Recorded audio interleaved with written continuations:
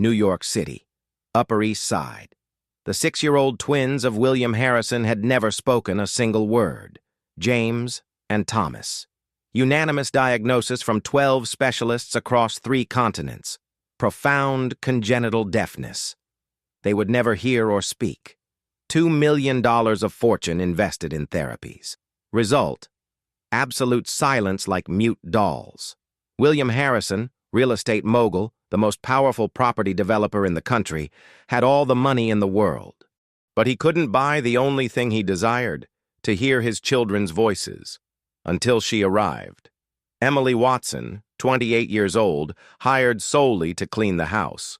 Modest resume, faded blue dress, weathered hands, and on the first day, instead of ignoring the children like everyone else did, she knelt down and began creating shadows with her hands while moving her arms with an almost hypnotic rhythm. The twins smiled like they hadn't in years.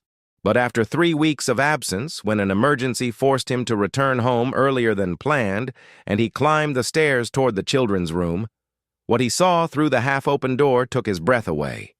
The 2 children were talking, with their hands, laughing, forming silent words, and Emily Watson, the humble housekeeper, was hiding a secret that would challenge everything he thought he knew about love. If this story is already touching your heart in this first minute, leave us your like and subscribe to the channel. Here you'll find stories that heal, inspire, and perhaps, like today, make you believe in the impossible and remind you that miracles don't always arrive where we expect them.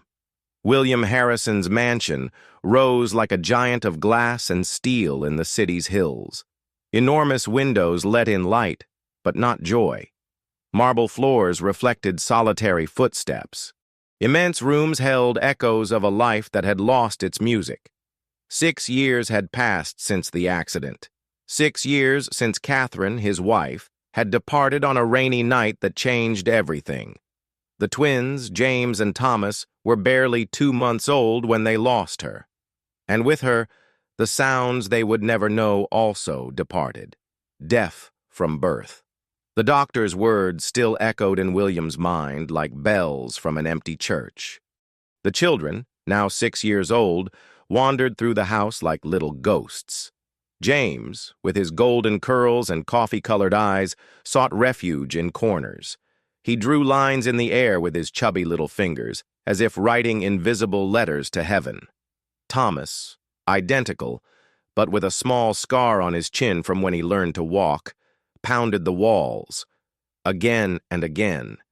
His tiny fists searched for something he couldn't hear, the echo of his own existence. The crises came without warning. Mute screams that tore through the silence. Arms that flailed like branches in a storm. Tears that ran down rosy cheeks while their little hands got lost in a language no one understood. William watched them from a distance. His $3,000 suit couldn't hide the defeat in his shoulders. Work meetings extended until late hours. It was easier to run $1 million company than to decipher his own children's broken hearts. 12 therapists had passed through that house. International specialists of renown. Revolutionary methods. State-of-the-art techniques. All failed. The children withdrew further. Their eyes lost more brightness each time.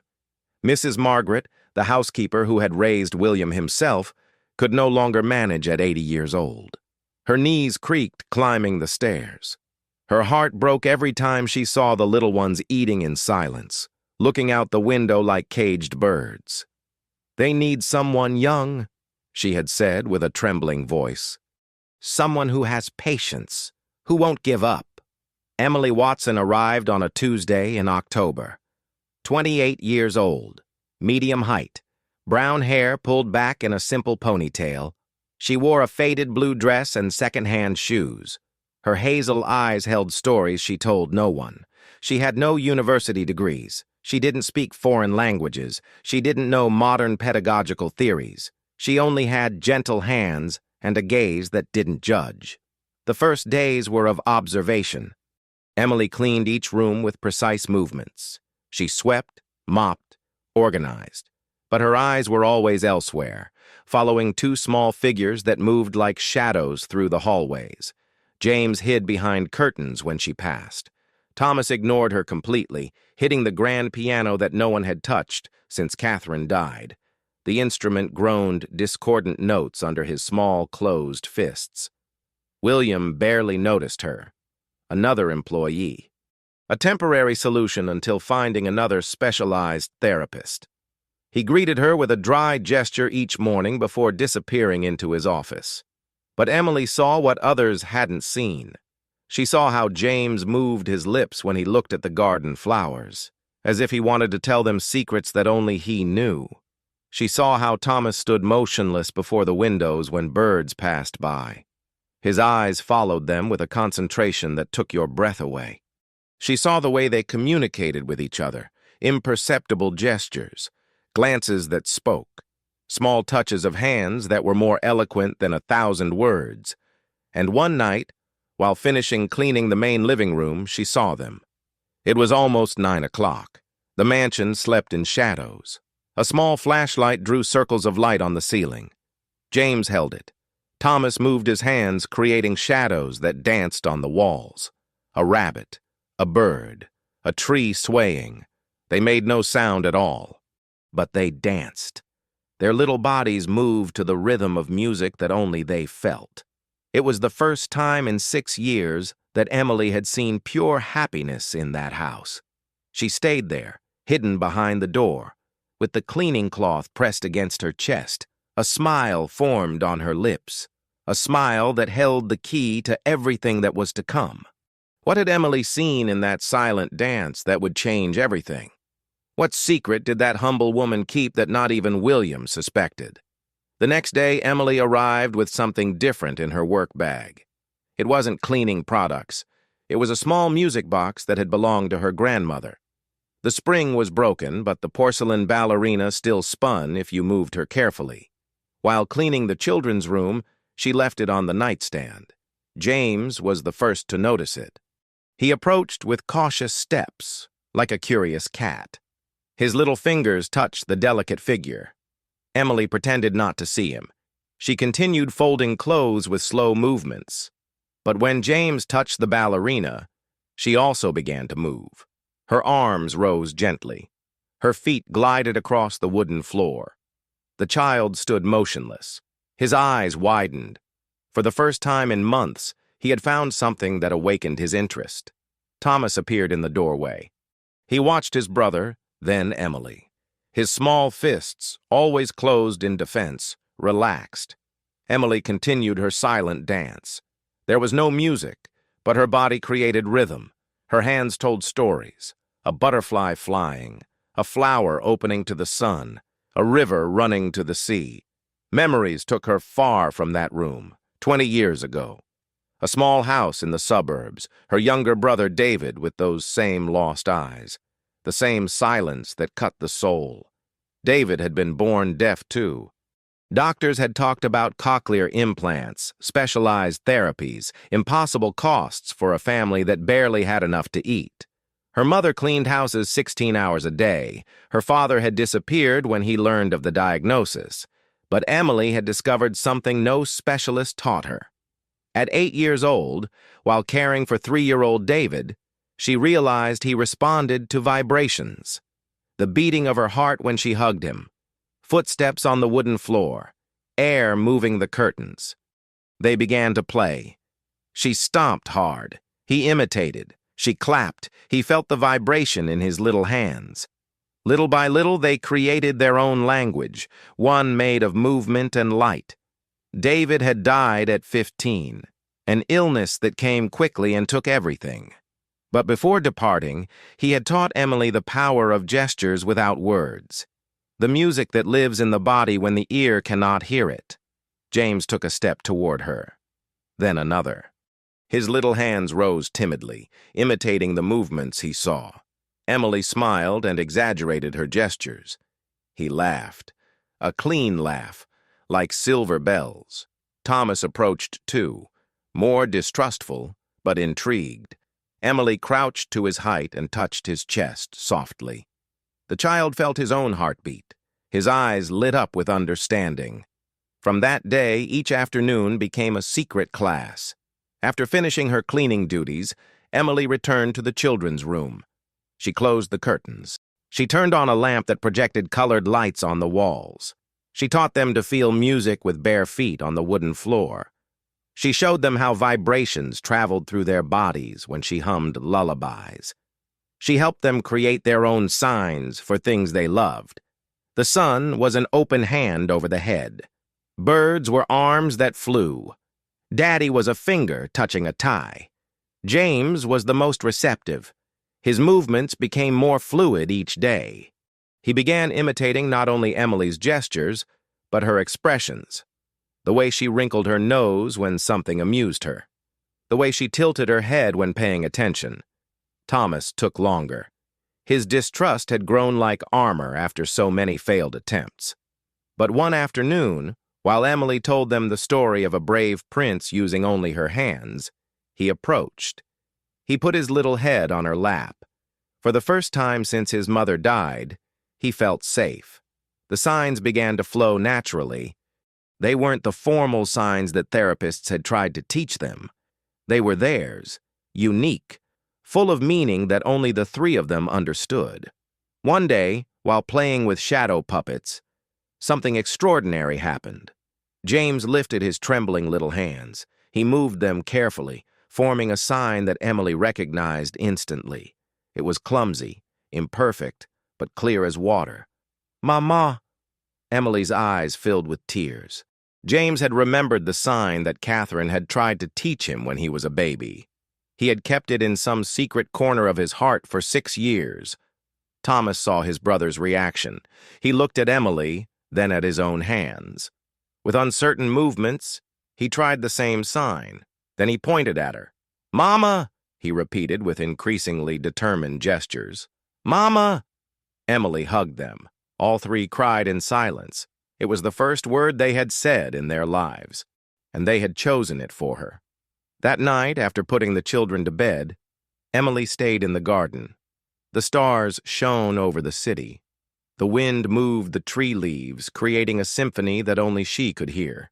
She thought of David, how he would have smiled to see what she had accomplished, the words he used to form with his hands before sleeping. Love doesn't need sound. It only needs time. What would happen when William discovered the miracle that was occurring under his own roof? Could a humble housekeeper teach a millionaire the value of what he had lost? William had gone 3 weeks without really setting foot in his home. He slept at the office more nights than he could count. Meetings extended until dawn. International calls filled every minute of silence. It was easier to build empires than to face his children's gazes. But that night, an emergency call from his assistant forced him to return early. Problems with the main servers. He needed to review some documents he had left in his study. He entered through the front door around 8 o'clock. The house was quieter than usual, but there was something different in the air, a warmth he didn't remember feeling in years. He climbed the stairs toward his office when he heard something that stopped him cold. Laughter. He hadn't heard it in 6 years. James's crystalline laughs and Thomas's deeper ones. They came from the children's room. He approached with careful steps. The door was half open. What he saw changed something deep in his chest. Emily was sitting on the floor, surrounded by pillows. The children danced around her with movements that seemed choreographed. There was no music, but they moved in unison, as if they heard the same secret melody. James raised his hands and made gestures that William didn't recognize. Emily responded with other gestures. Thomas joined the silent conversation. All three laughed. All three understood each other. His children were talking. William felt something he hadn't experienced since Catherine's death, a mixture of amazement and pain so intense that he had to lean against the wall. How was it possible?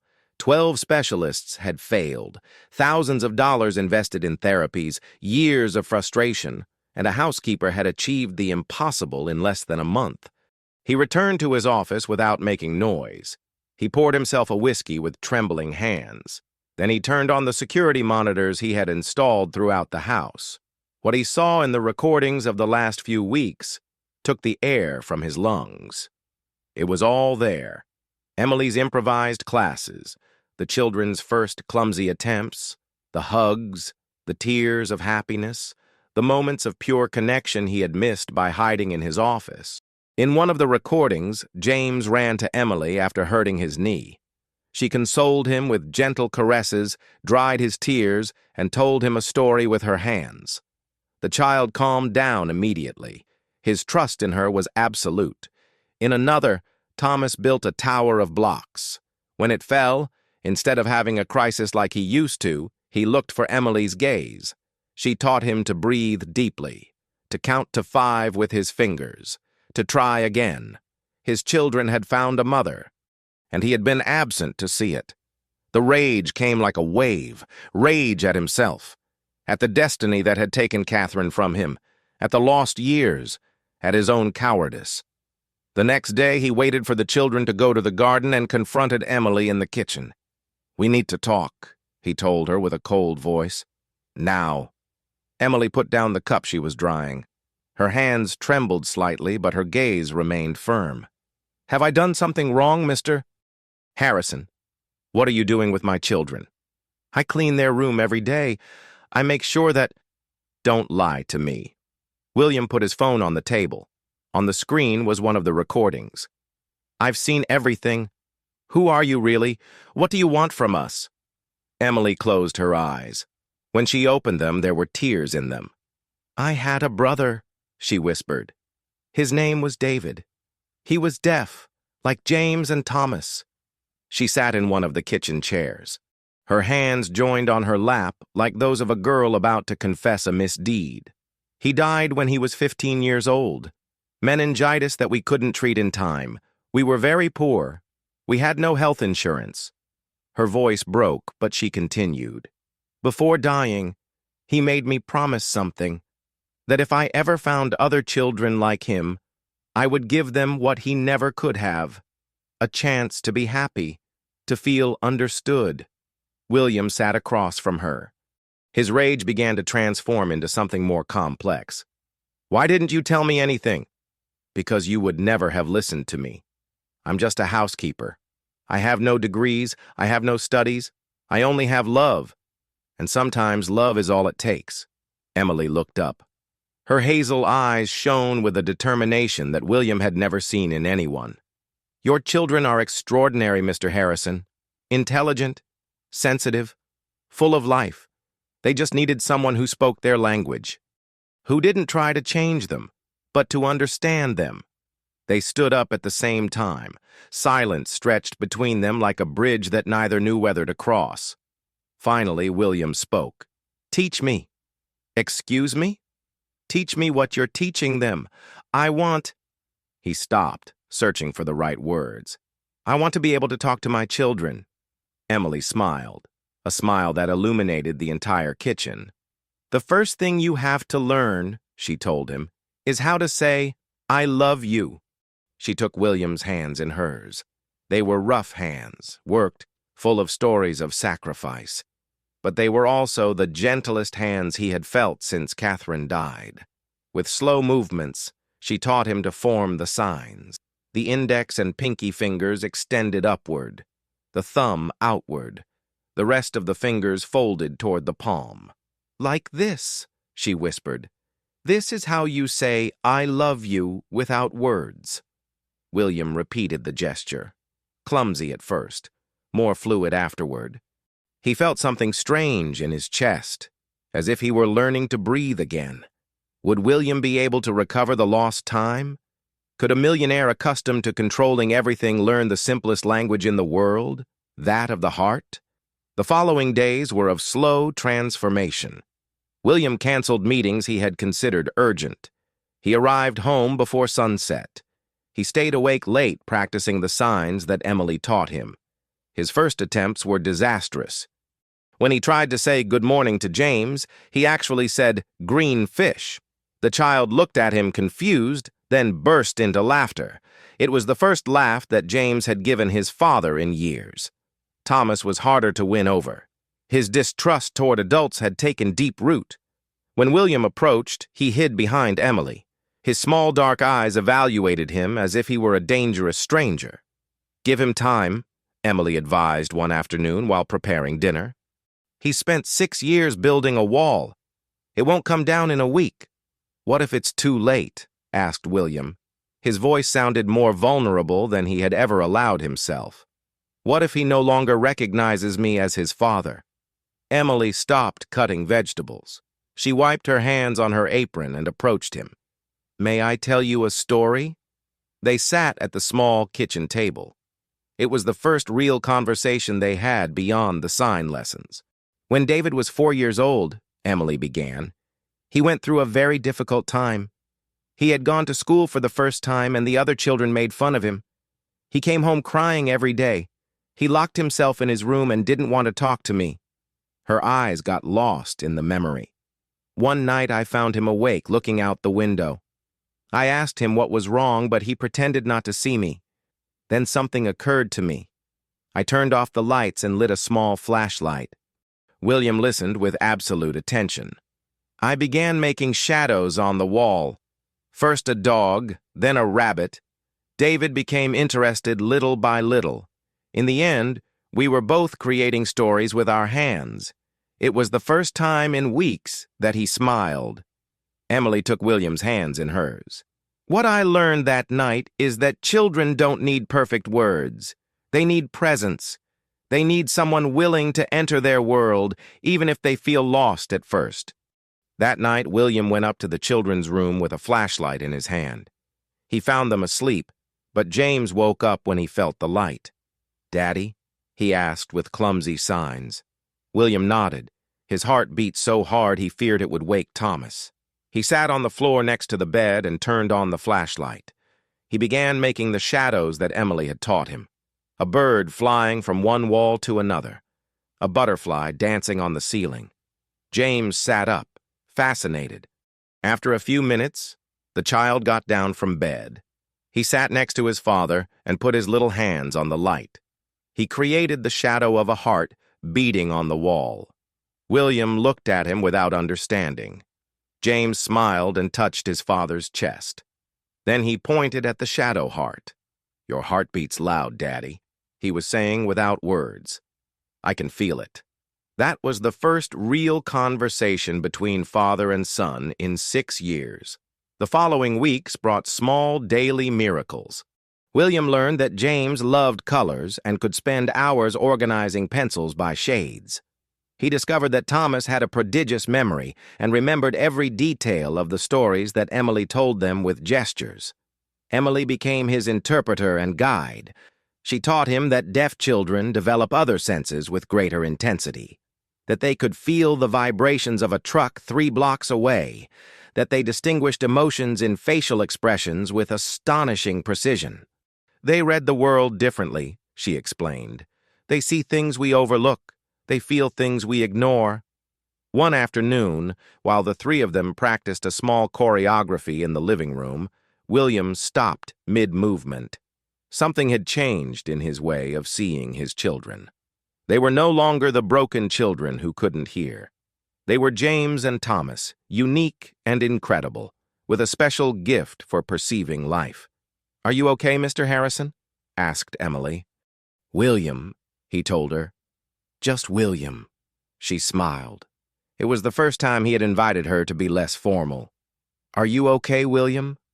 "Yes," he responded, but his voice trembled.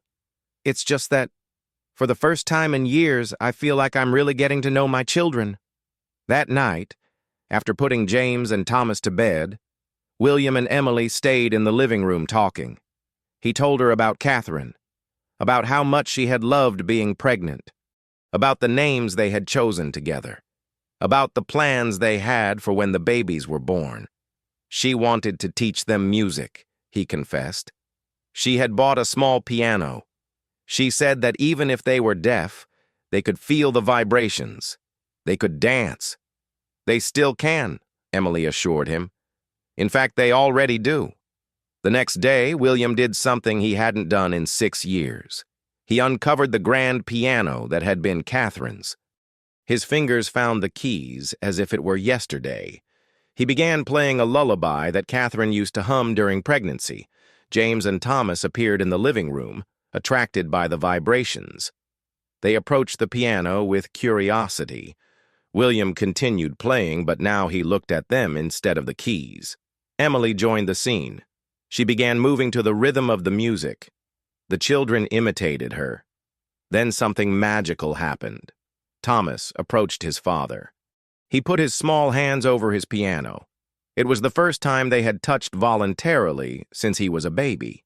With trembling movements full of emotion, Thomas formed a sign with his free little hands, a sign he had been practicing in secret for weeks. "Daddy." The music stopped. The world stopped. William looked at his youngest son with eyes full of tears. "Daddy," Thomas repeated, this time with more confidence. James ran toward them. He climbed onto the piano bench and hugged his father and brother at the same time. What would happen when this rebuilt family had to face their greatest test? Would they be able to stay united when everything seemed lost? 3 months after Emily's arrival, life in the Harrison mansion had completely changed. Mornings began with breakfasts full of silent conversations, afternoons filled with games and improvised choreographies. Nights ended with stories told with hands under the warm light of lamps. But the moment that marked the before and after came on a Friday afternoon. William had left the office early to surprise the children. He wanted to show them the gift he had been preparing in secret. He had converted the basement into a dance studio with mirrors, colored lights, and a sound system that transmitted vibrations through the floor. Upon entering through the front door, he heard sounds coming from the kitchen. They weren't the usual sounds of a calm house. They were agitated voices, screams. He ran there and found a scene that froze his blood. James was on the floor, convulsing. His small body shook uncontrollably. His eyes were rolled back. Foam came from his mouth. Thomas cried desperately in a corner, his little hands hitting the wall in a sign of absolute distress. And Emily? Emily was kneeling next to James, holding him carefully so he wouldn't hurt himself. Her expert hands kept him on his side. Her usually soft voice was shouting instructions over the phone. "Yes, it's a seizure. A 6-year-old child. The address is 247 Hillcrest Drive. Hurry!" William froze. In 6 years as a father, he had never seen anything like this. His millionaire mind, capable of solving multi-million-dollar business crises, went blank at his son's vulnerability. "William!" Emily shouted without taking her eyes off James. "I need you to bring the cushions from the sofa, quick!" The authority in her voice pulled him from shock. He ran for the cushions. When he returned, the convulsion had ceased, but James remained unconscious. "What happened?" William whispered, kneeling beside them. "I don't know," Emily replied, stroking the child's sweaty forehead. "We were playing normally. Suddenly he collapsed. The paramedics arrived in 10 minutes that felt like hours. They took James in the ambulance. William got in with him. Emily stayed with Thomas, who hadn't stopped crying. At the hospital, hours dragged like years. Examinations, more examinations, consultations with specialists. James had had a febrile seizure, an infection that had developed without visible symptoms. He would be fine, but he needed observation throughout the night. When they could finally see him, James was awake but weak. Seeing his father, he formed a trembling sign. "Thomas?" "He's fine," William responded with gestures he now mastered. "He's at home with Emily." "Is Emily okay?" the child asked. It was the first time James had worried about someone other than his brother. William felt a mixture of pride and painful understanding. Emily had become his children's center of gravity. They returned home the next day. What William found there left him speechless. Emily had transformed the living room into an improvised hospital. She had brought down James's mattress. She had prepared medications organized by schedules. She had made homemade soup that smelled like a mother's love. And Thomas hadn't left her side in the 24 hours of his brother's absence. He slept curled up next to her. He followed her throughout the house like a protective shadow. "I couldn't take him to the hospital," Emily explained to William. Someone had to stay with him. And I couldn't leave him alone. You did the right thing, William assured her. You both did the right thing. That night, while James rested, the unthinkable happened. Emily was picking up the dinner dishes when Thomas approached her. His little eyes were red from so much crying, but there was determination in his small face. With deliberate movements, he formed a sign he had never made before, a sign he had been saving for the perfect moment. "Mama," he told Emily, "you are my mama." But he didn't stop there. He approached William, took his hand, and put it over Emily's. "Family," he told them with sure gestures. "We are family." James, from his mattress on the floor, smiled weakly and nodded. It was then that the scene that had marked the beginning of this story happened. The four of them were in the kitchen, James, recovering but happy, Thomas glued to Emily like never before, William, seeing for the first time what he had in front of him. The children began making signs. They wanted to dance. They wanted to celebrate that James was okay. They wanted the whole family to dance together. William looked at them. Then he looked at Emily. His eyes filled with tears he had been holding for 6 years. "I don't know how to dance," he told them with clumsy gestures. "We'll teach you," James replied. "I'll teach you," Thomas added. "We'll all teach you," Emily concluded. And then it happened. William took off his shoes. He loosened his tie. He knelt on the cold marble floor of his millionaire kitchen and let his children guide him. There was no music, only the sound of bare feet on the floor, only the rhythm of 4 hearts finally beating in unison. William cried while he danced. He cried for the lost years, for the wasted opportunities, for the love that had been there all the time, waiting for him to realize it. Emily watched them from the entrance with tears in her eyes and hands pressed against her chest. "Don't leave," William suddenly said, stopping in the middle of the dance. "Please, don't leave us." "Never," she replied. "I would never leave you." That night, after putting the children to bed, William made Emily a proposal that would change everything. "I want to found a school," he told her. "A school for children like James and Thomas, with methodology like yours, with love like yours." He stopped, searching for the right words. "I want you to be the director. I want you to teach other children what you taught mine. I want your brother David to have the tribute he deserves." Emily was speechless for long minutes. "What would the school be called?" she finally asked. William smiled, a smile that illuminated his face like it hadn't in years. "Silent Hearts Academy," he told her, "in honor of the one who taught you that love doesn't need words to transform lives." How would this decision change not only their lives, but the lives of hundreds of families facing the same challenges? Would this be the true beginning of a story that was just starting? The morning sun filtered through the windows of Silent Hearts Academy, creating golden light patterns on the polished wooden floor. In the main studio, 15 children between 4 and 12 years old moved to the rhythm of a song only their hearts could hear. James, now 11 years old, had grown tall and slender. His hair was still golden, but his eyes had developed a wisdom that surprised adults. He was the main monitor for new children.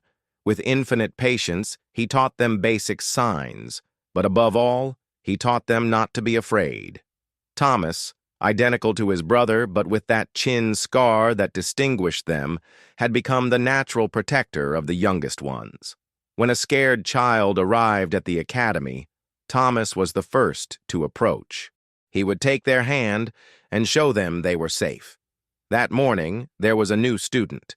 Her name was Isabella. She was 5 years old and had just lost her hearing due to meningitis. Her parents had brought her with red eyes from so much crying, with broken hearts from not knowing how to help their little girl. Isabella had hidden behind her mother since she arrived. She didn't understand why the world had suddenly become silent. She didn't understand why everyone moved their hands strangely. She didn't understand why she could no longer hear her parents' voices. Emily, now director of the country's most prestigious academy for deaf children, approached the family with the same warm smile that had won over James and Thomas years before. "May I?" she asked the mother, extending her hand toward Isabella. The girl clung tighter to her mother's skirt. Her little dark eyes shone with tears of confusion and fear. That's when Thomas approached. Without saying a word, he sat on the floor in front of Isabella. He took a small flashlight from his pocket, the same one his father had used years ago to communicate with him for the first time. He turned on the light and began creating shadows on the wall. A little bunny hopping, a little bird flying, a butterfly dancing from side to side. Isabella became interested little by little. Her tears dried. A small smile appeared on her lips when Thomas created the shadow of a cat playing with a ball. "Do you want to try?" Thomas asked with slow, clear gestures. Isabella looked at her mother, who nodded with tears of hope in her eyes. The girl timidly approached Thomas and put her little hands on the light. Together, they created the shadow of two hearts touching on the wall. From the studio entrance, William watched the scene with a mixture of pride and amazement that still surprised him after all these years. He had left the presidency of his company 3 years ago. Now he dedicated himself completely to academy administration and being a father. He had learned that running a school was much more rewarding than running a corporation. He had also learned other things. He had learned that getting up early to have breakfast with his children was better than any business meeting. He had learned that silent conversations in sign language could be deeper than any executive speech. He had learned that real success was measured in smiles, not dollars. "How's Isabella doing?" asked Emily, approaching him. "Look," William replied, pointing to where Thomas had just taught the new girl her first sign. "Friend." Emily smiled. It was the same smile that had illuminated their home for the last 5 years. The same smile that had saved their family. "Do you know what day it is today?" William asked. "The Academy's anniversary?" "No." "Well, yes, that too. But it's the 5th anniversary of the day you came into our lives." Emily blushed slightly. After all these years, she remained the humble woman who had arrived with a faded blue dress and second-hand shoes. But now she was also an internationally recognized educator, a sought-after speaker, a pioneer in inclusive methodologies. "Do you regret it?" William asked. "Leaving your previous life for us?" Emily looked at him with those hazel eyes that had seen so much pain and so much love. "Do you know what I told David the night before he died?" William shook his head. "I promised him that if I ever had the opportunity to help other children like him, I wouldn't waste it. That I would live for him and for all those who came after." She pointed toward the studio where now 15 children played together, without differences, without limitations, only with pure love. "This isn't just Silent Hearts Academy. It's David's dream come true. It's proof that love can create miracles." That afternoon, after all the children went home, the Harrison-Watson family gathered in the Academy garden for their Friday ritual. Outdoor dinner under the stars. James told with animated gestures about his science project. He was creating a device that converted sounds into colored lights so deaf children could see music. Thomas talked about the book he was writing. It was called Conversations Without Words, and told the story of a family that learned to love each other again through silence. William shared the Academy's expansion plans. They wanted to open 3 more locations in different countries. Emily's pedagogical model had proven to be revolutionary. And Emily simply listened to them, watched them, loved them with that silent intensity that had characterized her entire life. When the stars began to shine in the sky, James approached Isabella, who had returned in the afternoon with her parents for a family session. The new girl no longer cried. She no longer hid. She had found in that place the same thing Santiago and Thomas had found years ago. A family that spoke her language. With careful movements, James took Isabella's hand and guided her toward the center of the garden. Thomas joined them. Then Emily. Finally William. They formed a circle. There was no audible music, but they all moved to the same rhythm. The rhythm of love. The rhythm of acceptance. The rhythm of a family that had learned that the most important words are never said with the voice. Isabella laughed for the first time since she had lost her hearing. Her laughter rose toward the stars like a prayer of gratitude. In that moment, William understood something that had taken him more than 40 years to comprehend. Happiness wasn't found in the tops of skyscrapers or in bank accounts. It was found in small moments, in intertwined hands, in gazes that said everything without saying anything. It was found in love that didn't need words to be perfect. While they danced under the moonlight, a gentle breeze moved the leaves of the great oak that grew in the center of the garden. On its trunk, carefully carved, were the words that Emily had written on the Academy's inauguration day. In memory of David Watson, who taught us that silence can be the most beautiful music in the world. Sometimes in a world full of noise, only silence knows how to heal a broken heart. If this story moved you to tears, leave us a comment telling us from which country you're watching us. Do you believe you can love without needing words? Have you lived any experience that taught you that true love transcends any barrier? Like this video if you believe stories like this need to be shared. Subscribe to our channel for more stories that touch the soul and remind us of the beauty of the human condition. And if you know someone who needs to remember that miracles happen when we least expect them, share this story. Because sometimes a love story can change the life of someone who needs it most. See you in the next video, where we'll continue exploring those extraordinary stories that are born from ordinary people with extraordinary hearts.